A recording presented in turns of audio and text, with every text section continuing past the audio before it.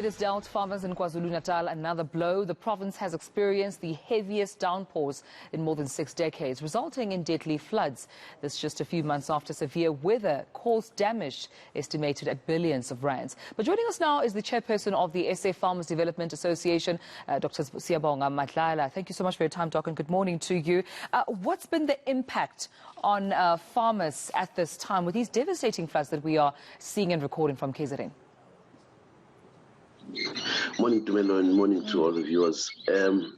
Devastation is the term we call it. It's an extraordinary devastation. I don't know how one can quantify it. We've just survived and tried to recover from last year's serious downpours, but this has been just to another level. Yeah. What work lies ahead then for farmers at this time? Because we know rain is good, but I think rain to this extent can be damaging actually. I think no farmer is able to actually dig themselves out of this hole right now. We need government's intervention in terms of infrastructure support, because the roads are damaged. We transport our sugarcane into the mills via road. We also need to be going into the infields. The bridges are damaged. You know, if we see the devastation on main roads or transport roads, we think there's problems there. There's more problems on the roads in our farms. But also, sugarcane is rotting in the fields now. There's cane that can't move for the next 2 weeks, if not possible, if not more. Some mills have been damaged. They can't take more cane in. You know, it's just crazy. I mean, we haven't quantified the damage because we haven't gone out. We haven't been able to go out. The roads have been blocked. Right. So the crazy thing is that cane has been bent. It's rotting in the fields now. Can you estimate at this point the cost of damage, roughly how much it is? Because we've been just reiterating that already, you know, KZN, and we know particularly even farmers are still reeling from the knock-on effects of the July unrest. And now this happens, I'm sure, the very last thing that farmers need at this point. But can you estimate for us the cost to damage? God, to be honest with you, I'd be lying. We haven't even been able to go out. Remember, the clear weathers we only seen this morning. The clear skies we only seen this morning. Yesterday we could not even move. Everyone was trying to even, keep safe in their homes, although some houses have been falling apart as well.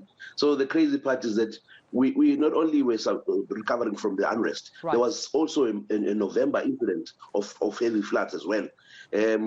We haven't fixed those roads as yet. In fact, we've been battling to try and get those roads back into shape so that we can move our cane. Now it's gone west now because even all the attempts we've done now have just gone to waste. So the value chain is affected. This time around. The value chain is affected. It's not just the 100%. crops. It's not just the wet soil. It's not just the rainfall that's damaging property and infrastructure. But you're saying it's also the value chain that's also meant to be beneficial to the sector.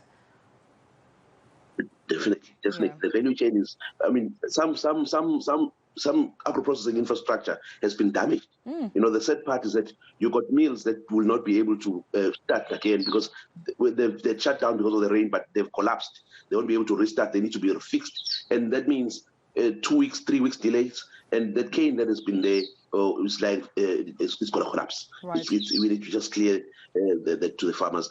And now the sad part is that it's going to cost us even more to recover from what we've just suffered again in November, as I've indicated. So, Mr. Madlala, what work lies ahead for you at this point? What recovery work and efforts lie ahead for you as the SA Farmers Development Association? Okay, knowing that SAFTA represents largely the most marginalized farmers in the agri sector, especially the sugarcane farmers, our reliance is much on government because our farmers cannot even go to banks. They've got no reserves.